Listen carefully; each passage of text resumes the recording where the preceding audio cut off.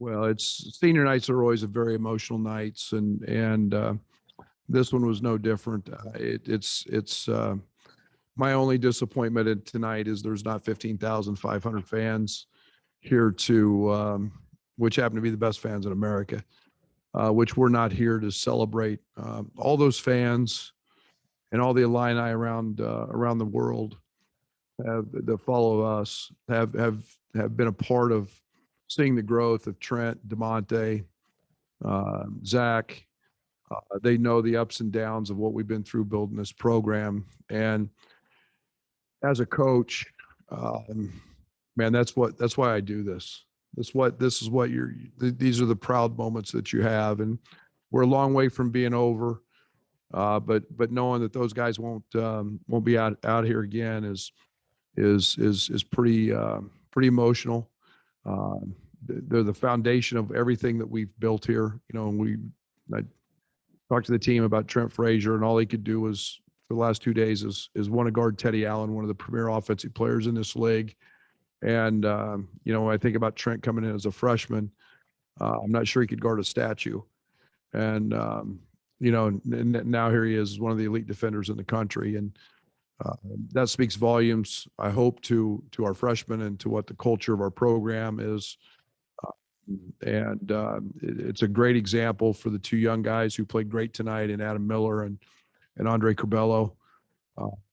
You couldn't be happier for Zach. DeMonte, 4 steals, 7 rebounds, does what he always does, is find a way to fill a stat sheet and impact a game. And he's going to be one of the top 3 or 4 3-point shooters in the country. And to think about a guy who went so long and didn't make a 3, and to see his growth. And so I'm excited for all of those guys. And it took us a little while to kick the rust off tonight, in terms of the subtle changes. We run a lot of offense, through IO, and having such a quick turn was challenging. All we did yesterday was really walk through. But we're going to have another quick turn I think we play in 30 hours in Madison. That's what the league has given us, so it's what we have to do. But trying to get our guys dialed in offensively and some kind of new roles. Adam Miller, incredible first half. I think everybody could see what he's going to be able to do when he has to step into that role. And then Curbelo almost a triple-double. So it was great. Jacob Grandison was terrific. And I thought all around it was a great team effort tonight. Okay, we'll start off with Shannon Ryan, Jeremy Werner on deck, Andy Olson in the hole. Go ahead, Shannon. Yeah, Brad. Can you tell us what is IO's prognosis and what you expect? What do you know more? I'll leave that all up to the doctors. I'm not, there's obviously more issues than that happened from the incident. And we'll leave all that to the doctors. We're not going to do anything to jeopardize that young man's career. He's the National Player of the Year. He didn't get to play his last game tonight in State Farm Center. That I'm really sad for. His jersey should hang in these rafters someday. And, so, we'll do everything we can to expedite that process, but we will never jeopardize his health and well-being. And there's some other issues that have to be dealt with that we'll continue to keep private. Okay. Can you say, so it sounds like it's something beyond just pain or swelling, maybe? You guys can assume that all you want. I'm not like Shannon, I'm not going to get into his injuries and they're, when they involve the head and the face and all that, it's sensitive.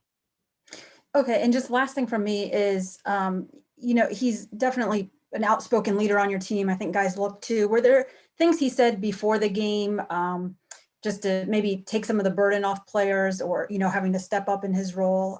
Were there certain things that stood out to you that I said before, or some of the guys were talking about even the stuff he was saying during the game? Well, he wasn't around it all day yesterday. I mean, he was receiving medical attention and saw multiple doctors yesterday. So he was not, he wasn't even around at practice at all, and was around sparingly today. But anytime Io's presence is in the locker room, it is going to be impactful, and everybody trusts what he says. And I think he was a little bit subdued on the bench. Obviously, there's a lot of reasons for that, but he's impactful when he says stuff. And I did get a laugh out of him on the bench when I got on an official, but that was about as much emotion as we got out of Io tonight. Thank you.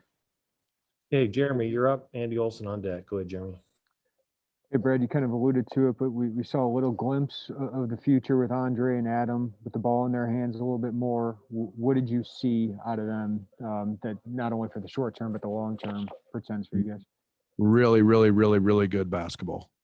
I mean, really good basketball. We knew what we had when we signed those two, and they're elite players. When Io was in a position to come back, what better two guys to have learning from him and Trent. We saw that firsthand what Ace is capable of tonight in the first half.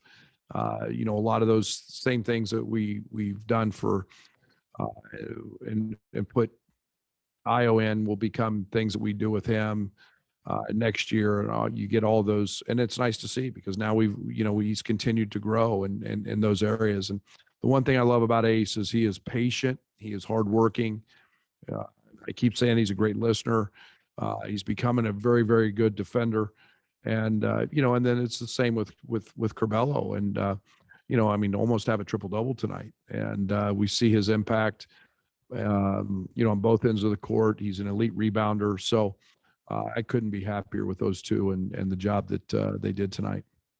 And it's obvious all year you've been frustrated with how Kofi is called, but how has he responded, especially the last couple games where he's obviously taken a lot of shots here? Yeah, all I can do is try to keep him calm. I think his technical tonight was probably a level of frustration that was a carryover from the last game.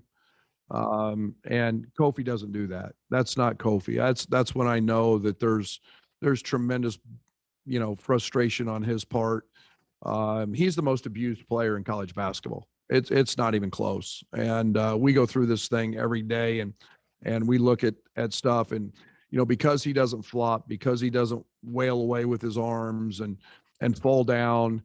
My goodness, Miles Dredd dislocated his shoulder taking a swing at him, and Kobe never flinched. And there becomes a level of frustration, and so I'm going to fight for him. I'm going to continue to do that, and he can't be refereed differently because he's 300 pounds, and bench presses 450, and squats the building. He's a terrific player. He's a better young man, and we saw a little bit of his frustration tonight mount up, and that's not Kofi. That's not Kofi's personality. He's a kind-hearted, gentle kid. Thanks, Brad. Hey, Andy Olson, you're up. Wagner on deck. Go ahead, Andy. Brad, to piggyback off that, after that tech, it seemed like Kofi seemed to turn it on a bit. What did you see from your perspective that he changed, that he was able to go and attack the rim in the second half? Well, we did a better job of getting him the ball. First of all, we missed him a few times early, and again, that's Kofi's MO. Kofi's there. There's not a lot of finesse in Kofi. Kofi does everything with a tenacity. He's aggressive. You could ask the guys that he has to practice against every day, with cracked ribs, with broken teeth, with everything else. And that's just Kofi. And they're not fouls.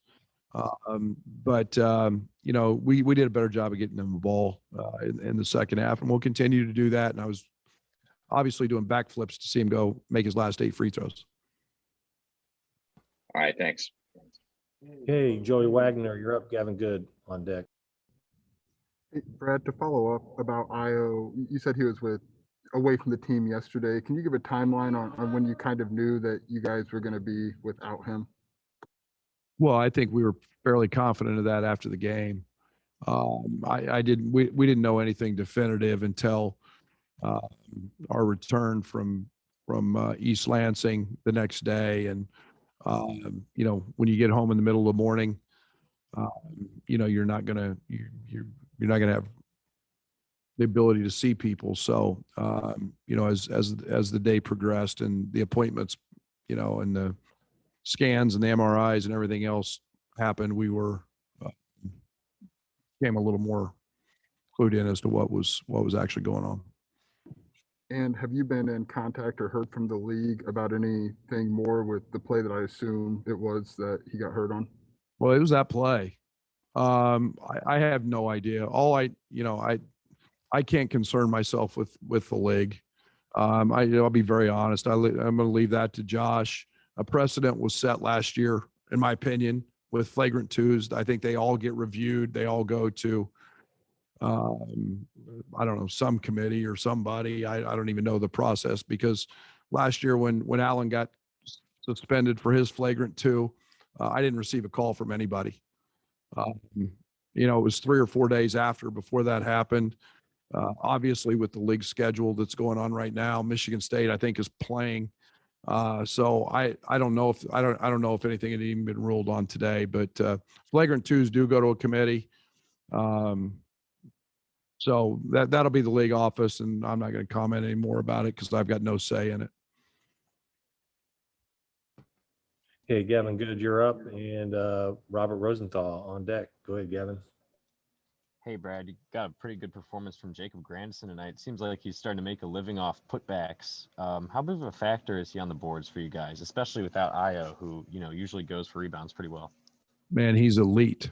He is elite. You guys are seeing what we saw last year all the time in practice, and that's stuff that wins NCAA tournament games.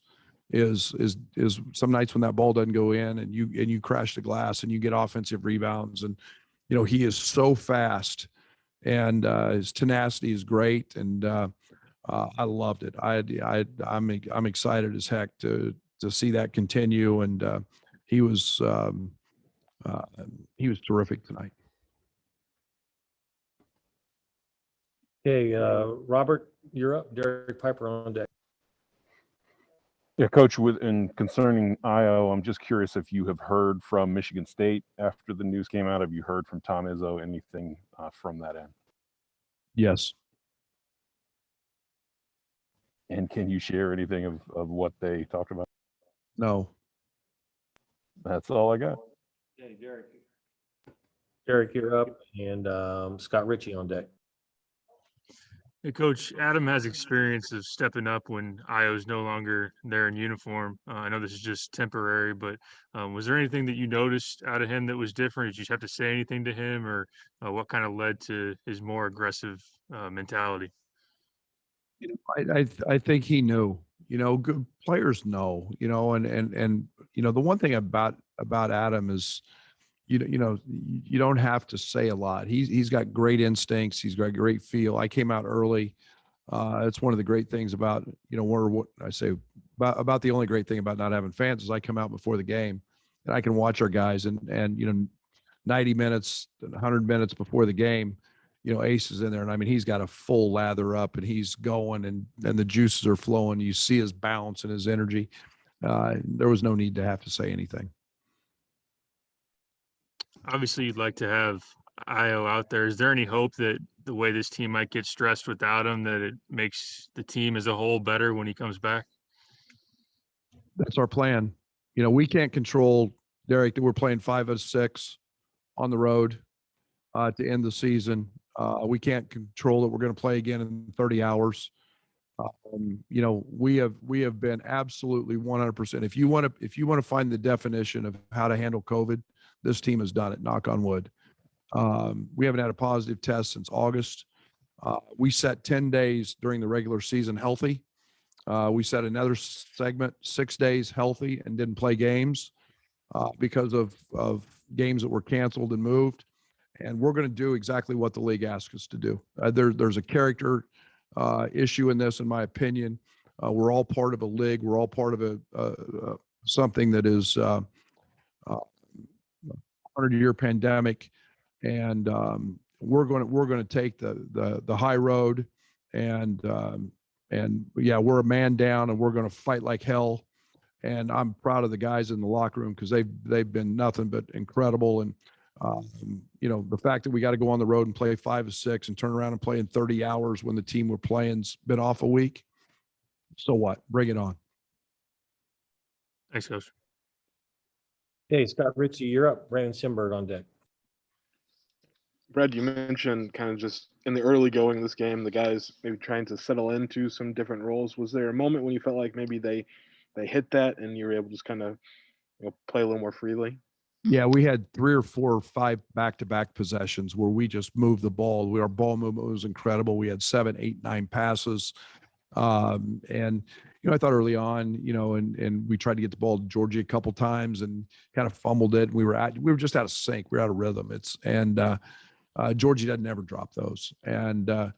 But I thought we settled in there. You get some different lineups out there. I look out there, and one time I think I had Trent out, and I had Bello and Jake and DeMonte, and I've never told DeMonte to get back on defense. He's always to go rebound, and I'm having to tell him to get back. And it's just little things like that that were a little bit off. But boy, we settled down with some great offensive possessions, and then defensively, I thought we fought. We were terrific in the first half, I thought. Then what did it maybe mean to get Zach, his first career start, on senior night? It's everything. That's everything. Zach would be playing minutes for us had he not had 2 straight years of stress fractures. People don't realize he is invaluable on the scout team. He's a straight A student, as dedicated in the weight room and as hardworking as anybody. And man, I wouldn't be doing my job as a coach to show him the respect that he deserves if I didn't put him in the starting lineup. And he actually just got cleared, so he's been in practice, but he hasn't been cleared for games. And so, man, it was an honor for me to be able to do that. Thank you. Okay, we're going to skip Brandon and go to Brett Behrens and Matt Stevens on deck. Go ahead, Brett. Brad, you've been a pretty good road team overall this year. You're not coming back home again till you're done this season. How confident do you feel in your team performing well on the road for what you've seen out of them so far this season away from State Farm Center? That's what we try to be built for, is road wins. And is it ideal to end the season with 5 of 6 on the road? No. Guess what? It is what it is. And I know how we practice. I know the culture we preach. We keep talking about having to win on the road and win ugly sometimes. And you know what? We're gonna be tested. We're gonna be better for it. And it's no doubt it's 3 great opponents. Wisconsin's the next one, and we're just going to take them one at a time, and we're going to go fight like heck and play our hearts out. Thanks.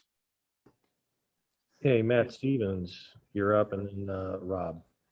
Brad, you've just been pressing with the team all year about having to play through things and play through shots not falling. You just scored 86 points on a night where you went 4 of 23 from 3. So is this kind of showcasing what kind of offensive efficiency you guys can have no matter what kind of game you're kind of having? I hope so. And I liked our tempo. Nebraska's a team that likes to get up and down as well. And the thing I liked was the shots we missed were pretty good shots. And so I felt great at half. I mean, I don't know, we're up 8 or 10 and we got great shots and then we just kind of continued that in the second half. So absolutely, we found a way with Jake on the glass. We got out in transition a little bit, and Jake ran his tail off. DeMonte threw a great lob. That's always good to see, is getting easy baskets like that. Thanks, Brad. Okay, Rob, go ahead. Brad, we figured out by now that you're a tough guy with a soft heart. So I wonder how these last 24 hours between Tyler's last appearance and IO and just everything you've had to deal with, how are you holding up? Well, I've got a great staff, and I've had multiple conversations with Josh on a variety of different issues. You're dealing with doctors, you're dealing with trainers, you're dealing with parents, you're dealing with family. All those things make it a little more difficult. But when you've got a great staff who does their job, I haven't slept very much, to be very honest. I didn't sleep at all after the Michigan State game, not a wink. And probably will not sleep tonight, knowing we've got a game in 30 hours to prepare for. The good thing is we've seen Wisconsin. So, I'm doing fine. I appreciate it. We're going to get through it because I am a tough son of a bitch. And if anybody wants to doubt that, they can ask my wife. So we'll get through it and we'll be better for it. And we're going to come out fighting on Saturday. Best of luck to you. Thank you. Okay, that's the last question. Thank you, everybody. Appreciate it. Thanks, Brad.